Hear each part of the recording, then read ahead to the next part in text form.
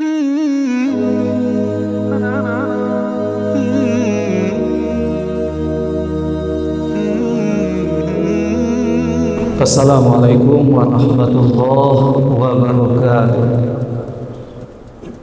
Alhamdulillahi wa kafa, wassalatu wassalamu ala rasulillahil mustafa wa ala alihi wa sahbihi wa man wafa, amma ba'd. Kaum muslimin, kaum muslimat sidang jamaah salat zuhur yang dirahmati Allah. Pada kesempatan zuhur ini kita coba membahas mengenai sebuah dialog, sebuah riwayat antara dialog seorang guru yang masyhur dengan murid-muridnya. Guru tersebut bernama Imam Al-Ghazali. Di waktu itu Imam Al-Ghazali mengajukan 6 pertanyaan kepada muridnya. Maka pertanyaan dan pertama yang diajukan oleh Imam Al-Ghazali kepada murid-muridnya adalah, wahai murid-muridku, lai tahu kalian apa yang paling dakik di dunia kau? Lantas dijawablah sama murid Imam Al-Ghazali tadi sesuai dengan pengetahuannya masing-masing.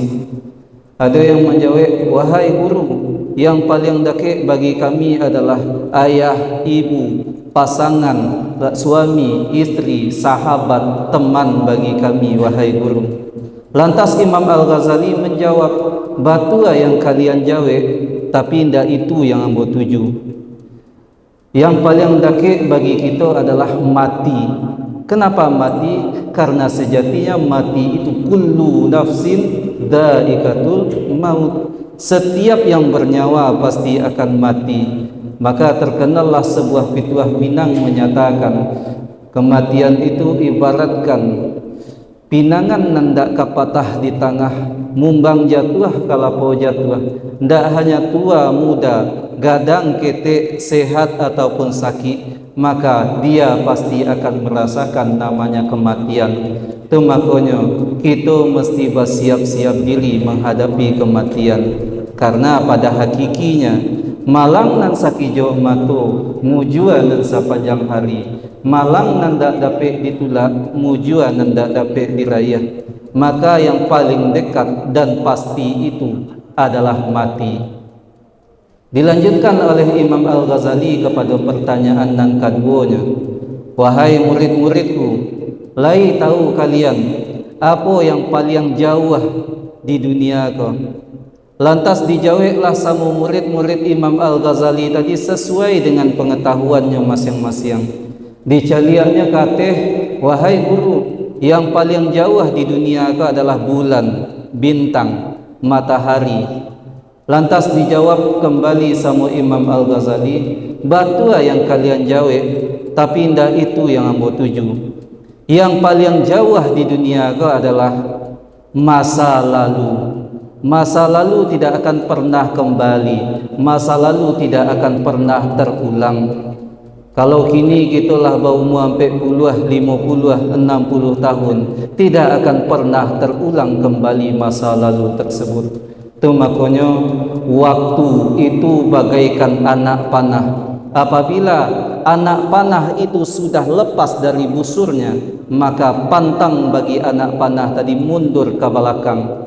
Begitupun waktu, ketika sudah berada pada waktunya, jangan sia-siakan, jangan lalai dengan waktu.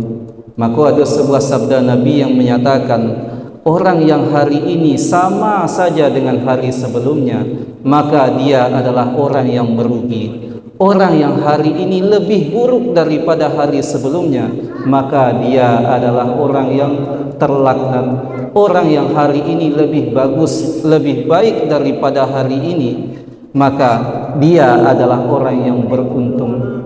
Maka jadilah kita orang yang beruntung, orang yang pandai dalam memanfaatkan waktu tersebut. Makanya orang yang beruntung, orang yang pandai memanfaatkan waktu. Dilanjutkan sama Imam Al-Ghazali kepada pertanyaan nan ketiga, wahai murid-muridku, lai tahu kalian apa yang paling gadang di dunia kau?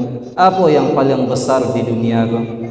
Lantas dijawablah sama murid-murid Imam Al-Ghazali tadi, wahai guru, yang paling gadang di dunia kau adalah batu. Yang paling gadang adalah bangunan bertingkat.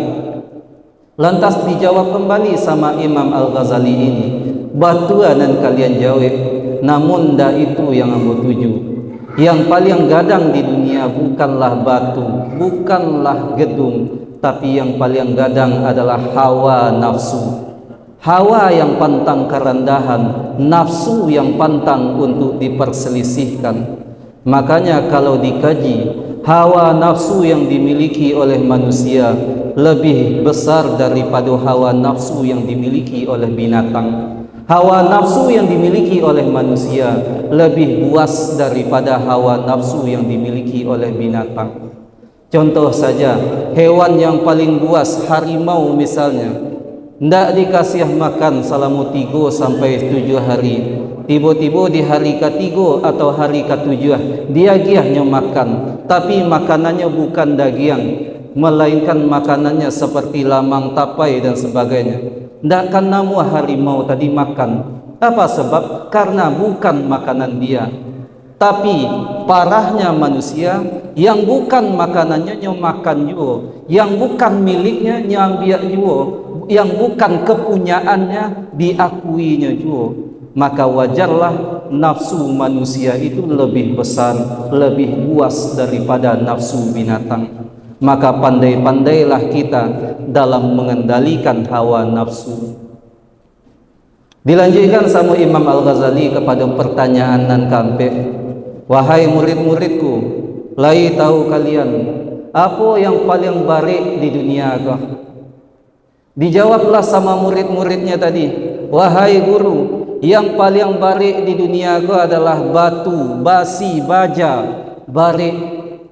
Dijawab kembali sama Imam Al-Ghazali, batuanan kalian jawab, tapi tidak itu yang ambo tuju. Yang paling baik di dunia kau adalah memegang amanah. Memegang amanah itulah yang paling berat. Andai kata amanahlah pemimpin negeri kita, pasti aman sejahtera rakyatnya. Andai kata amanah pula rakyatnya, maka pasti sejahteralah negara kita. Namun bagi kita berpakai juga pituah yang salah. Apa pituahnya? Kok janji biasa mukian, titian biasa buat. Kadang kita berjanji jam 9 pai kasinan, tapi nyatanya ditelepon sama kawan, di mana kini sedang di jalan. Nyatanya kita siap pun nalun lai. Begitu remehnya kita menganggap sebuah janji, begitu remehnya kita menganggap sebuah amanah. Maka yang paling berat bukanlah batu, baja, melainkan memegang amanah. Dilanjutkan sama Imam Al-Ghazali pertanyaan dan kalimu, wahai murid-muridku, tadi yang paling baik memegang amanah, kini apa yang paling ringan di dunia kau? Lantas dijawablah sama murid Imam Al-Ghazali tadi, wahai guru, yang paling ringan di dunia kau adalah dedaunan. Dedaunan bisa diterbangkan oleh angin. Yang paling ringan debu, yang paling ringan tisu. Maka dijawab balik sama Imam Al-Ghazali, batuanan kalian jawab, namun ninda itu juga yang ambo tuju. Yang paling ringan di dunia kau adalah meninggalkan solat. Meninggalkan solat itulah yang paling ringan bagi kita terkadang. Kadang bagi yang menikah, ketika dia menikah sudah dipasangkan make up baginya, bagi anak dara entahkah marapulai, kadang make up sudah terpasang di jam 9. Masuk waktu zuhur, asar, maghrib sampai isya tidak melaksanakan solat. Bagaimana rumah tangga tadi akan sakinah sementara pondasi awalnya saja sudah tidak solat? Berapapun doa yang dipasang, nyatanya dia tidak solat, maka sakinah, mawaddah, warahmah akan sulit didapat. Begitupun bagi seorang anak, dia menuntut ilmu, tapi nyatanya dia pergi sekolah takut telat dimarahi oleh guru, tidak solat subuh. Bagaimana dia bisa mendapatkan ilmu yang berkah sementara dia tidak solat subuh? Maka wajarlah yang paling ringan di dunia ini bukanlah tisu, melainkan menyepelekan, meninggalkan solat itu sendiri. Dan yang terakhir, wahai murid-muridku, lai tahu kalian apa yang paling tajam di dunia kau?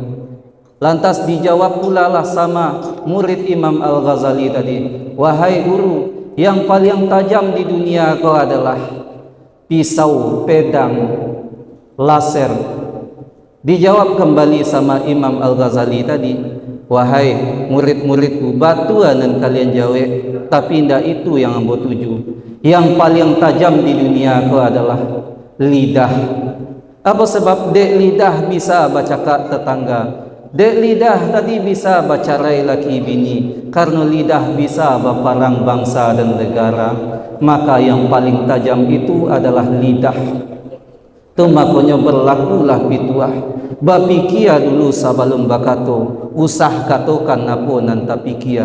Sebab luko di pisau tanpa darah, 2-3 taweh panawa, sanang nanda tanpa bakih, jo betadin jo sehat juo. Tapi luko di lidah, suli ubeknya, mandanyui kau bunubun manggaga kerangkai hati. Di luar mungkin tak babakeh, di dalam menaruh dendam.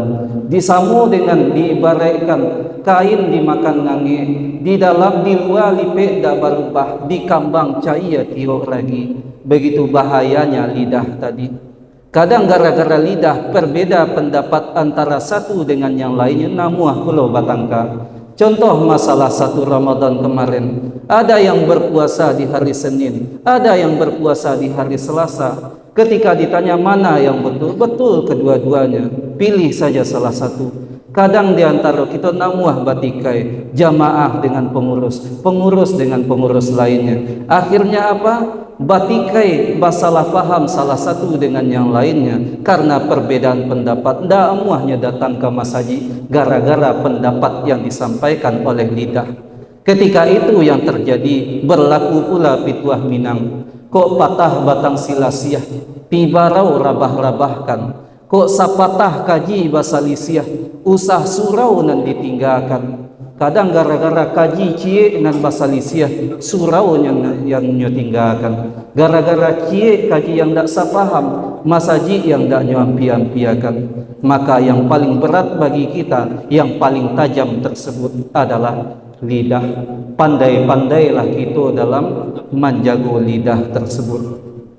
Kiranya 6 pertanyaan dari Imam Al-Ghazali tadi dapatlah kita maknai, dapat kita hayati, supaya kita bisa merubah pandangan hidup kita menjadi pribadi yang lebih baik untuk kedepannya. Billahi taufiq wal hidayah wa ridha wal inayah. Assalamualaikum warahmatullahi wabarakatuh.